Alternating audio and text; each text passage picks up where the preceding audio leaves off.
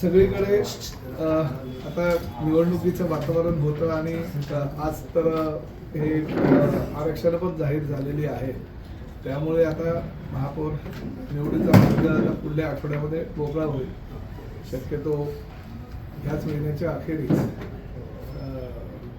निवडणूक आता महापौर पदाचे जाहीर होतील, त्यामुळे महापौर बसेल. परंतु प्रामुख्यानं जिल्हा परिषदेच्या ज्या निवडणुका आहेत त्यासुद्धा चालू आहेत आणि शहर आणि ग्रामीण भागामध्ये शिवसेनेची ताकद जी पूर्वी होती त्याही पेक्षा आता दिवसेंदिवस वाढत चाललेली आहे. ही वस्तुस्थिती आहे.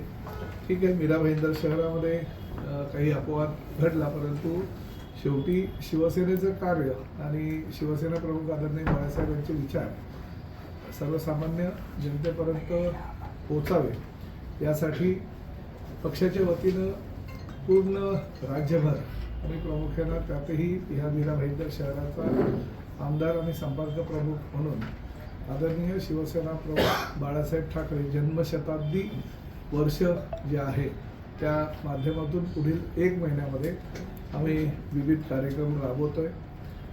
त्यामध्ये प्रामुख्यानं सगळे काही जे आरोग्य शिबिरं आहेत, नेत्र चिकित्सा शिबिर आहेत किंवा मोफत चष्मे वाटपाचे कार्यक्रम आहे, रक्तदान शिबिर आहे, दिव्यांगांना त्यांच्या सायकलीसह इतर काही ज्या सुविधा त्यांना हव्या असतात त्याचं वाटप आहे. शहरामध्ये वेगवेगळे उपक्रम राबवण्याचा निर्णय 23 जानेवारी ते 23 फेब्रुवारी ह्या जन्मशताब्दी वर्षामध्ये आम्ही 1 महिना मीरा भाईंदर शहरामध्ये करणार आहोत. त्यामध्ये प्रामुख्याने शिवसेना प्रमुख आदरणीय बाळासाहेब ठाकरे कला दालनामध्ये शालेय विद्यार्थ्यांच्या सहली आणि त्या सहलीच्या माध्यमातून त्या विद्यार्थ्यांना बाळासाहेबांचं कार्य आणि बाळासाहेबांचा जीवनपट कसा घडवलेला आहे ह्याची माहिती आपण देणार आहोत.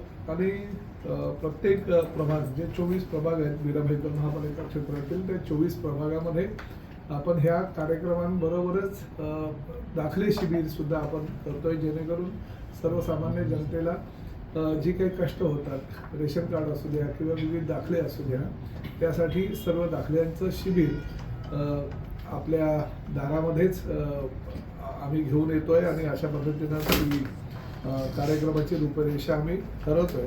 प्रामुख्यानं मीरा भाईंदर महापालिका आयुक्तांना मी काल एक पत्रही दिलेलं आणि त्या पत्रामध्ये जसं मेट्रो जे आपलं थिएटर आहे मुंबईला, तर मुंबई महापालिकेनं मेट्रो थिएटरच्या समोर शिवसेना प्रमुख बाळासाहेब ठाकरे यांचा पूर्णाकृती पुतळा उभारलेला आहे. तसाच पुतळा हा मीरा भाईंदर महापालिका क्षेत्रातील बाळासाहेब ठाकरे कला दालनासमोरील मोकळ्या जागेत उभारावा अशा प्रकारचं पत्र आहे. महापालिकेने जर त्या ठिकाणी निधी उपलब्ध करून दिला तर ठीक आहे, नाहीतर राज्य शासनाच्या वतीनं मी त्या निधीची पूर्तता करेल. त्यामुळे मुंबईनंतर बाळासाहेब ठाकरे यांचा पूर्णाकृती पुतळा हा मीरा भाईंदर आणि ठाणे महापालिका क्षेत्रामध्ये बसणार आहे. त्यामुळे हा पुढील महिना शिवसेनेच्या कार्यकर्त्यांच्या दृष्टीनं फार महत्त्वाचा आहे आणि प्रत्येक प्रभागामध्ये ठिकठिकाणी हे उपक्रम राबवणार असल्या कारणानं सर्वसामान्य जनतेने त्याचा लाभ घ्यावा असं आव्हान आपल्या माध्यमातून मी करतोय.